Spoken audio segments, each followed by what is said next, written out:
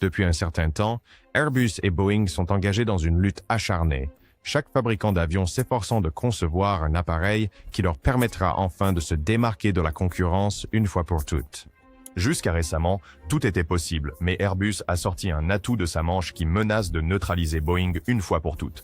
Le constructeur aéronautique européen a annoncé que la très attendue version cargo de l'Airbus A350, connue sous le nom de A350F, est sur le point d'entrer en service commercial.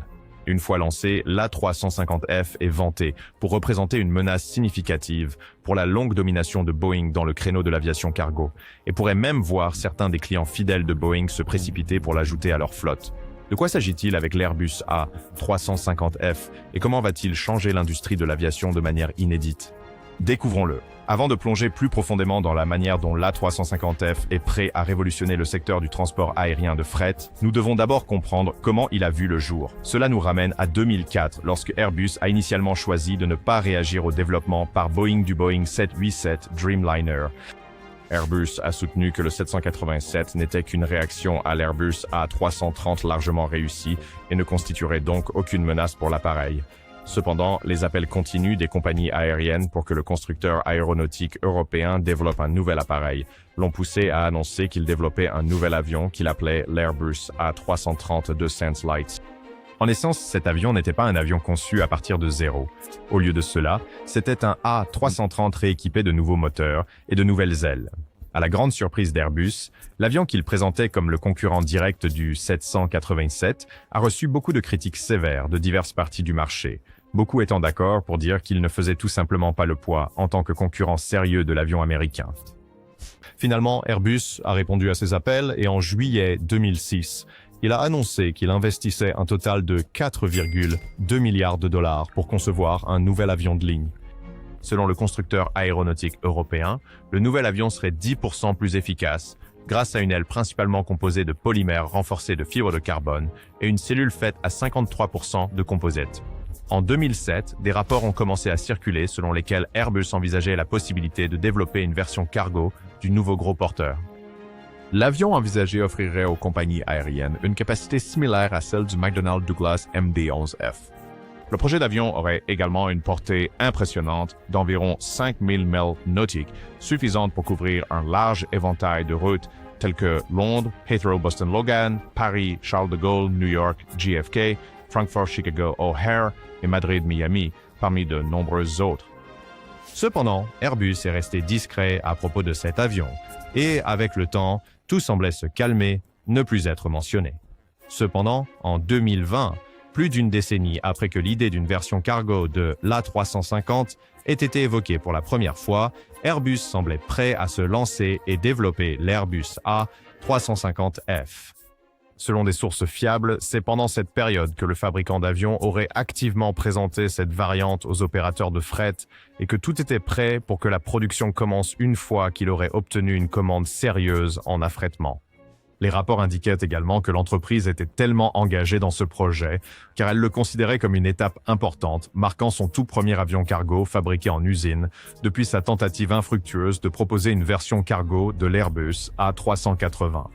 En bref, l'A350F était sa carte de rédemption dans le créneau des avions cargo gros porteurs.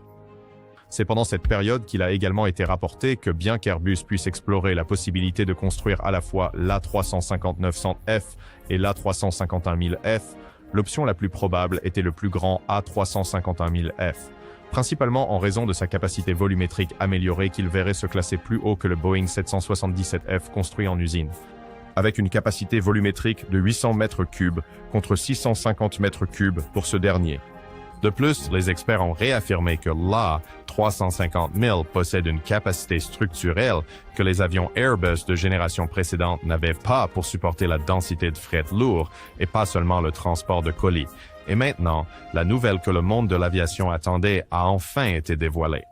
En novembre 2024, Airbus a officiellement annoncé que ses équipes à Toulouse étaient dans les phases finales de la mise en place de la ligne d'assemblage finale de l'A350F, qui sera le lieu de l'assemblage final de l'A350F. En parlant de ce développement, Emmanuel Royer, responsable industriel de la ligne d'assemblage finale de l'avion, a déclaré que l'achèvement de cette ligne est une preuve suffisante qu'Airbus s'engage pleinement à construire l'avion et à offrir à ses clients un avion de ligne qui leur garantira une meilleure efficacité des coûts et des économies d'échelle améliorées.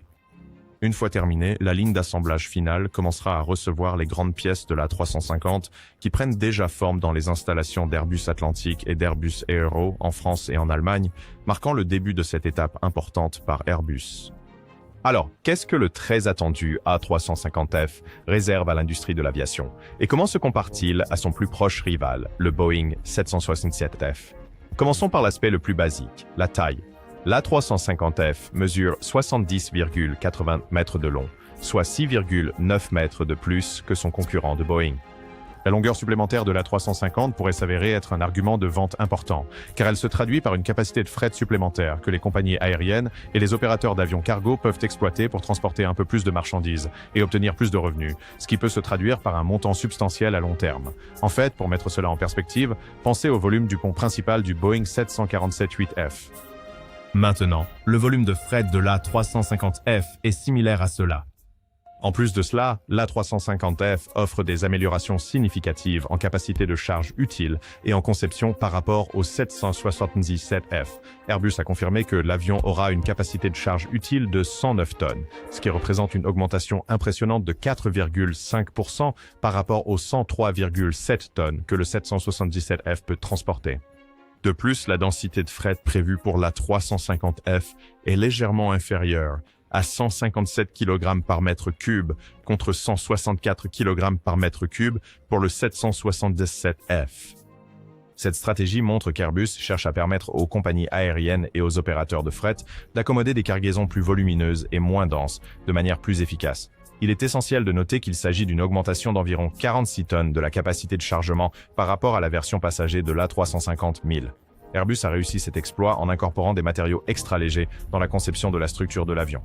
Selon le constructeur aéronautique, l'appareil est fabriqué à partir de composites en fibre de carbone et de titane, et le poids supplémentaire éliminé grâce à l'utilisation de ces matériaux a permis d'atteindre des chiffres aussi impressionnants en termes de capacité de charge.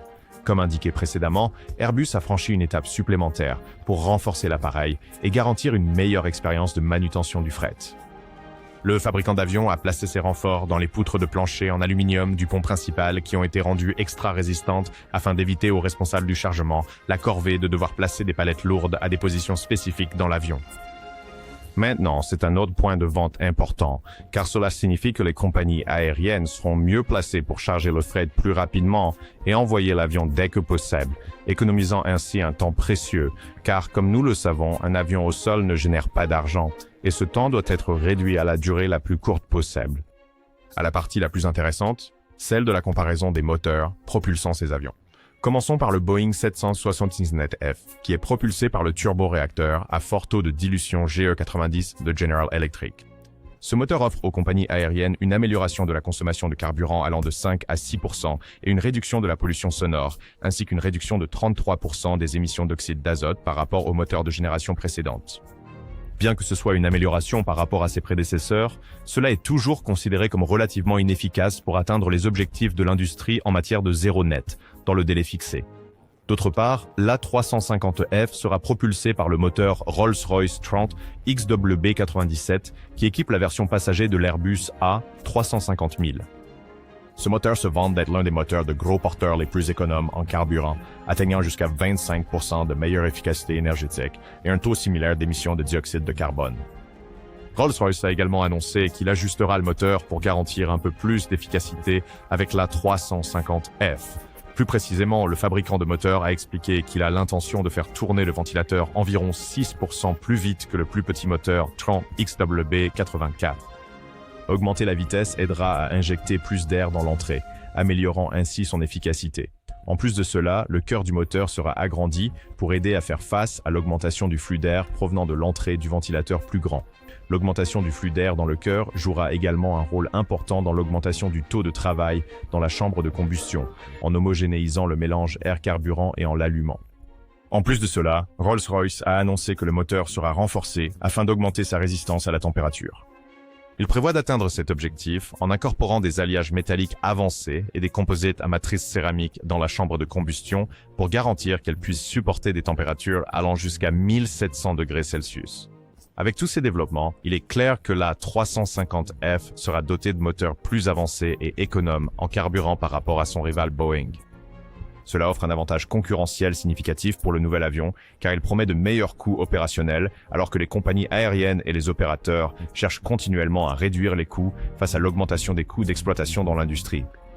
Et bien sûr, en tant qu'avion plus récent, l'A350F se targue de systèmes et d'innovations plus avancés par rapport au plus ancien 777F. Son cockpit comprend 6 grands écrans, dont 3 sont tactiles, permettant des commandes intuitives similaires à celles des tablettes modernes. Les compagnies aériennes auront également l'option d'inclure l'affichage tête haute dans leurs avions cargo. L'intégration de cette technologie allégera encore la charge de travail du pilote en projetant les données essentielles de vol directement dans son champ de vision, améliorant ainsi la concentration et la vigilance pendant les phases critiques du vol. Il est également prévu d'avoir le clavier et l'unité de contrôle du curseur pour permettre au pilote de saisir des données sans difficulté, tandis que le sac de vol électronique sera essentiel pour numériser les manuels de vol et les outils de performance, réduisant ainsi l'encombrement dans le cockpit. Le système de navigation aéroportuaire embarqué sera crucial pour fournir à l'équipage des indications en temps réel sur les voies de circulation et des caméras externes assisteront la navigation au sol précise. L'avion promet également des niveaux de confort inégalés pour les pilotes avec des commandes de vol électroniques avancées et un environnement de travail silencieux. Cumulativement, ces systèmes et innovations rationaliseront les opérations et, plus important encore, amélioreront la cote de sécurité du nouveau cargo. Avec l'A350F promettant de nombreux avantages pour les compagnies aériennes, il n'est pas surprenant que plusieurs transporteurs aient déjà passé commande de l'avion avant même le début de son assemblage. À partir de décembre 2024, Airbus a cumulé des commandes fermes pour 55 unités de l'A350F de 10 clients. En plus de cela, il y a des engagements de la part d'acteurs majeurs de l'industrie, ce qui signifie que ce nombre pourrait changer à tout moment. Par exemple, Air Lease Corporation a déjà passé une commande pour 7 unités lors du Dubai Air Show en novembre 2021. Le groupe CMA-CGM a suivi de près, en s'engageant sur 4 unités du cargo et a exprimé l'intention d'ajouter davantage d'unités à sa flotte à l'avenir. En décembre 2021, Air France KLM a commandé 4 appareils pour le pavillon français, tandis que Singapore Airlines a exprimé l'intention d'acquérir 7 unités. Etihad Airways a initialement signé une lettre d'intention pour 7 unités en février 2022, avant de la convertir en commande ferme en août de la même année. Silkway West Airlines d'Azerbaïdjan s'est également engagé pour 2 unités à la mi-2022. Plus récemment, Air France KLM a commandé 4 unités supplémentaires pour sa filiale Martinair Holland. Enfin, en décembre 2023, Turkish Airlines a commandé 5 avions cargo et Cathay Pacific a signé un accord d'achat pour 6 unités. Au fil du temps, il est évident que d'autres compagnies aériennes continueront à s'engager envers l'avion comme preuve de confiance dans la capacité d'Airbus à développer un avion cargo qui coche toutes les cases pour elles. De plus, avec la croissance rapide du commerce électronique, on s'attend à ce que les compagnies aériennes dans des pays comme la Chine passent bientôt commande de ce cargo pour s'assurer qu'elles ont une capacité suffisante pour gérer l'augmentation de la demande de transport de fret aérien. Cela nous amène à la prochaine grande question. Que signifie le lancement de l'A350F pour Boeing ?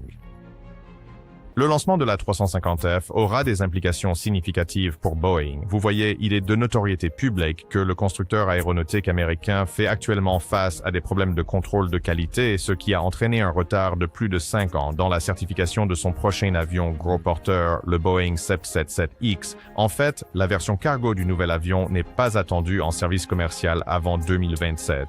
Cela signifie qu'au moment où la version cargo du 777X entrera sur le marché, l'A350F pourrait déjà avoir affirmé sa domination, laissant son rival tenter de rattraper son retard. De plus, Boeing devra accélérer le processus de développement du Boeing 787FF pour offrir aux compagnies aériennes un concurrent plus direct à l'A350F. Les rapports avaient montré que la version cargo du Dreamliner pourrait entrer en service commercial entre 2028 et 2033. Par conséquent, si Boeing pouvait réussir à sortir de l'installation de production le plus tôt possible, il aurait une meilleure chance de rivaliser en offrant une alternative à l'A350F sur le marché. De plus, avec l'arrêt de la production du Boeing 747F déjà acté, Boeing se retrouve plus exposé que jamais, ce qui réaffirme davantage la nécessité pour le constructeur aéronautique de se mettre au travail et de répondre à cette initiative qu'Airbus vient de prendre.